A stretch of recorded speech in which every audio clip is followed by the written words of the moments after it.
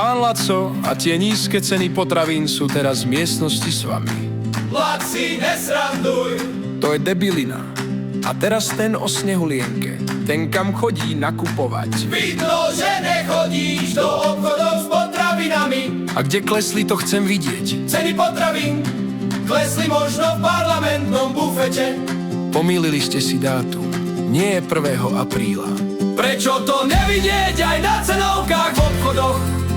V 2000 som nakúpil plný koš za 50 eur, teraz za 150 eur to isté, ale nezarobím 3-krát viac. Boha, kde idem tam na nákup? Veď idem do obchodu, nič nemám v taške a 50 eur každý druhý, tretí deň. A to sme dvaja, kde žijete na Marse. Stačí, aby som tam pridala jeden džús pre deti a som v riti. Hej, hej, ešte aj tie džemy zdražejú. Tento graf vôbec nesedí s realitou.